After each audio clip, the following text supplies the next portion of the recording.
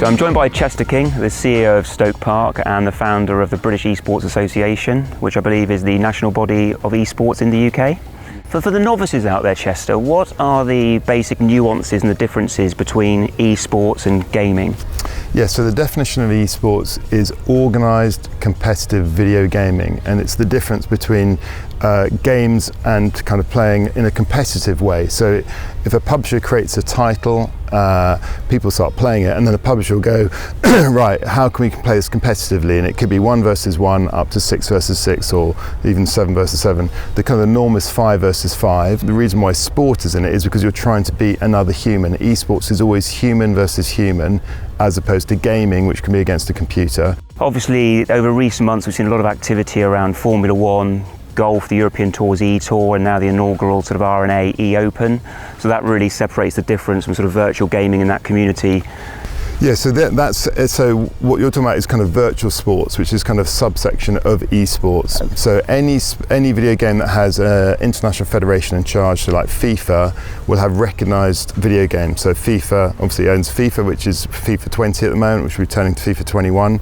Basketball, we've got NBA 2K, and then obviously within sim racing, Formula One have got Formula One again 2020. So what we would call those are kind of virtual sports, or some people would call them esports. The interesting point is around things like Swift, which is an indoor cycling game. You know, is that a video game? Is it an esport? Is it a virtual sport? And I think most people would say, look, you're cycling indoors, so it's more of a virtual sport, but you're doing it where you're cycling against other people. So there is a bit of a crossover, but what I'd say is traditional esports, games like League of Legends, Call of Duty, CSGO, Overwatch, are very clearly video games that you play on a controller or on a PC. Interesting. And that sort of virtual sports market, what's the size of that globally and the value of it to the UK? Market-wise, I think FIFA did about 25 million copies, but then you compare it to something like League of Legends that has 100 million users, and Fortnite 350 million.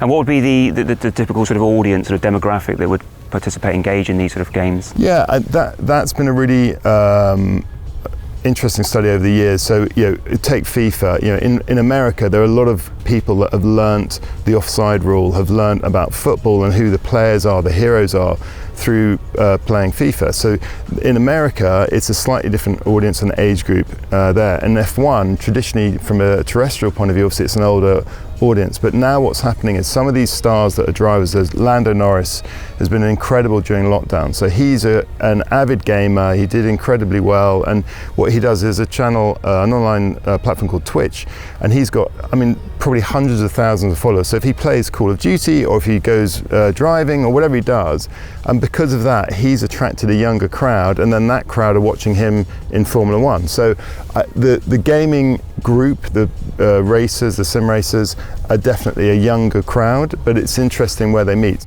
And the kind of sort of prize funds if playing this professionally, that's quite an interesting topic. So yeah, on the virtual sports, obviously less because there isn't as much people involved. One of the things I'm involved with is the UK's Call of Duty franchise, which is called the London Royal Ravens.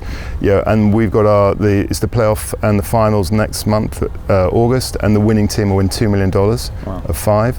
But I think within F1 and FIFA, prize pools around 50 to 100,000. So obviously, the more people you get, the more prize money you get, the more sponsorship you get as well. So I think so. So on that note, with sponsors and potential partners, what do you see those opportunities are for partners to get involved with that audience while sort of adding value to that sort of consumer experience? Yeah, I think it's an extension. Hard to reach children, especially youth. For example, I've got a 19-year-old son. He's not really watching terrestrial television anymore, but he's definitely gaming. And I think what's interesting is, I talked about that channel Twitch, and I know obviously Sky's done some great stuff as well, where you need to be on multiple platforms. I think with regard to the sponsorship, people still don't quite understand about esports.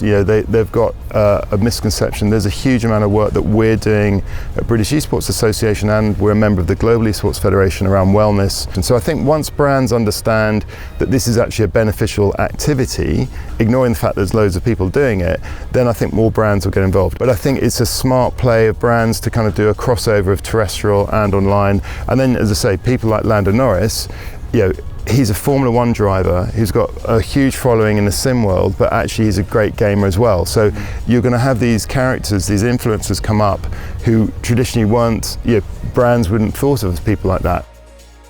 So just talking a little bit about the risks and the challenges, it sounds as though the perception and the awareness are two big factors.